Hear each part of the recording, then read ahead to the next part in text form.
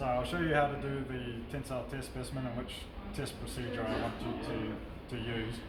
When you first come to the computer, just log in using your normal student username and password, and that will get you access to the computer here. And you want to make sure that this machine's turned on. Right, so you flick that switch, and there's another switch around the back here. Okay, just make sure that that's on. You won't be able to control the machine until you've opened up the software. Okay. So this is the software that it uses, Blue Hill 3. So we can open that up. There's also step-by-step instructions that you can use here if you get a bit lost. The user code and the password here. So it's just capital student for the username and lowercase student for the password.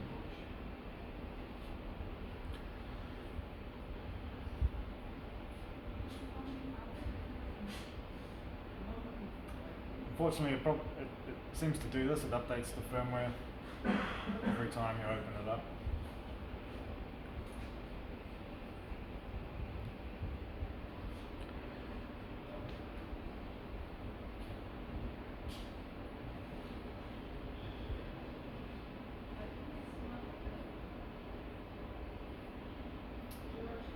I didn't mention this before, but turn the machine on before you start up the Blue Hill software.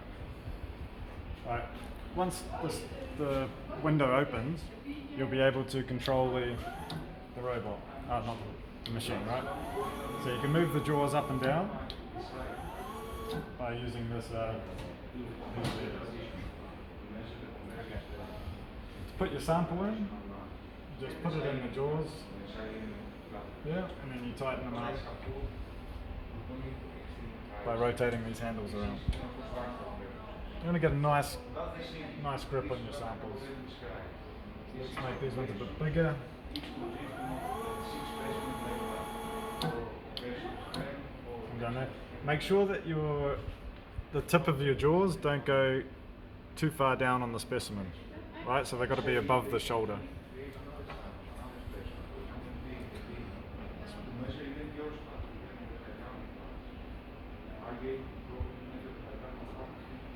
Make sure those are nice and tight. What else was I going to show? Oh yeah, just make sure that it's straight up and down too. You don't want it off at an angle. And close this door. Another just quick thing to check. This little gauge here, just check that the stops, top and bottom, are far enough apart so that for whatever size specimen you're testing, they're not going to hit the stops. Okay. How they work is that this little arrow, so say it hits this top one, it actually lifts this whole bar out, right, and it disengages down here, and then it'll stop the machine.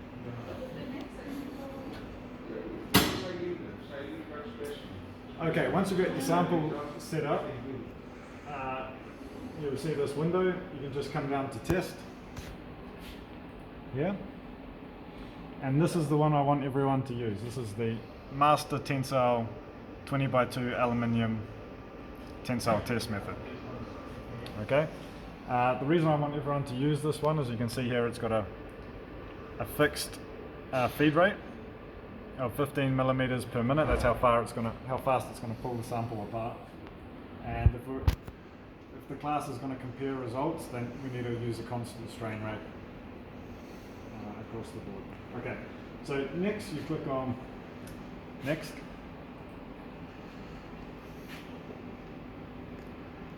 Okay, you can add your sample name here. So I'm just going to say SLS nylon. Click next. We can give the specimen a label, so I'm going to call it sample 1. You've probably got some kind of a name based on your design of experiments or whatever settings you use, so that's the place that you would put that unique name so that you know what the results are doing. These numbers here, the length, the width and the thickness, they're just used to automatically calculate your stress and strain from your sample dimensions. We don't really need that. All we need is the load and extension. So force displacement graph. So they don't matter too much. So if we go next, okay, it's asking us to just check that the specimen's okay and that the yellow tabs are far enough apart. So if that is the case, you can go next again.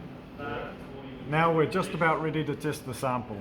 So what we have to do is zero the extension, so that this goes to 0, and also balance the load cell. So this will go to 0, and then we're ready to start the test. So we just click start. Okay. Initially, they'll start moving it apart, and the time will start once a certain preload has been met.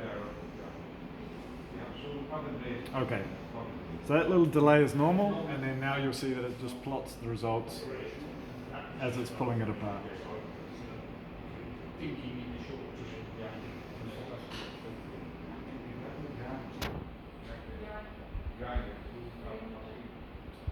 If at this stage you notice that you're getting slipping, so slipping will sometimes look like a drop-in force or also look like a flat line all of a sudden.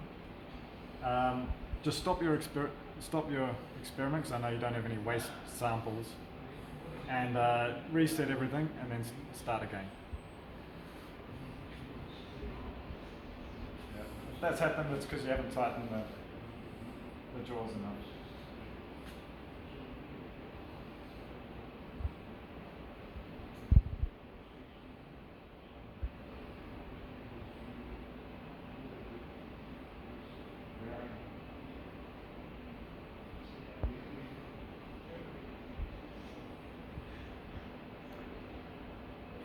This sample is a lot bigger than your guys' samples, so I'd expect your guys' samples, the tests are going to be very short. I'm not sure what it is.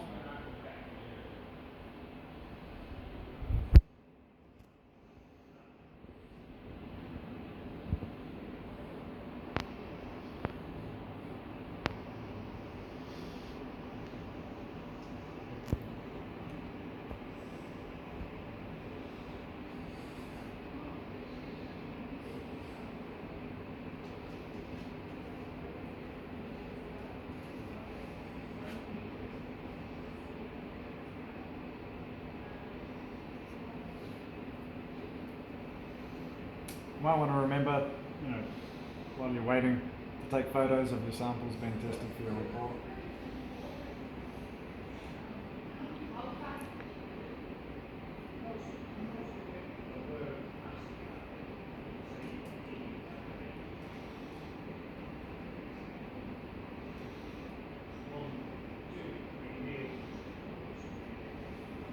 Just remember to keep this door closed when you're testing, for obvious reasons.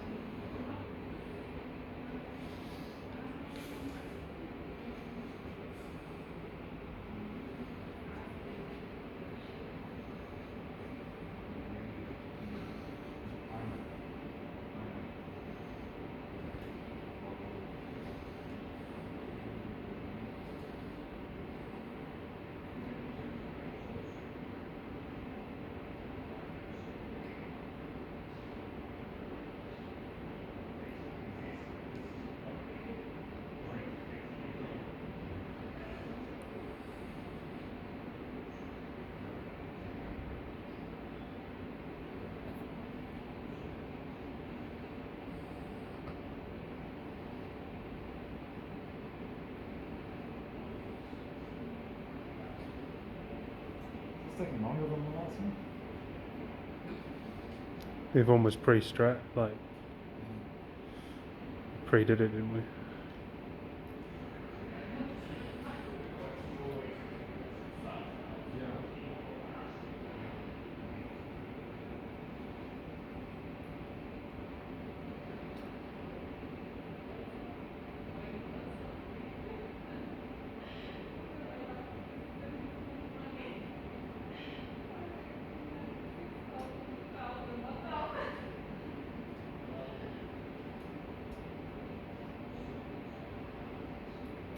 crazy about it's almost doubled in length.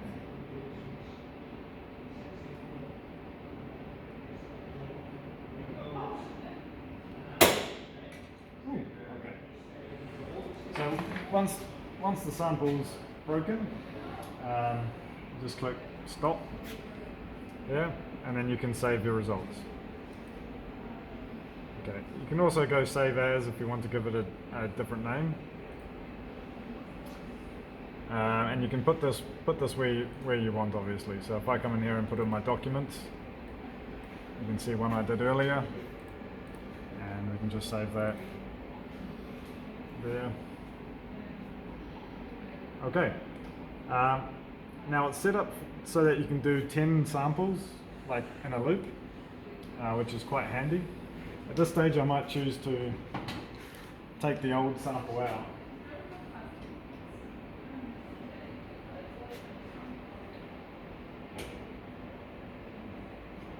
Like that. And then click the return button. And the jaws will go back to the initial setups, and then now you can put your new sample in. You can click next and finish. Okay, so you can see a specimen 1 of 10. If I wanted to continue testing further specimens, I could do that, but for now I'll just finish. And I ask you to like double check, and I'll say yes, I want to finish. Okay, otherwise you can continue testing. Make sure again, do you want to start another sample using the same set of parameters? So for me right now, I don't want to do that. But and then now we're back to this sort of start screen. So that's the whole process. I'll just show you where the files are. So because I went in there and went save as, if I come into my documents, you can see the specific file format from the software, but it also saves these other files. So you get a PDF, and you also get Excel results. Okay, so you can use those. And that's it. Okay. Thanks.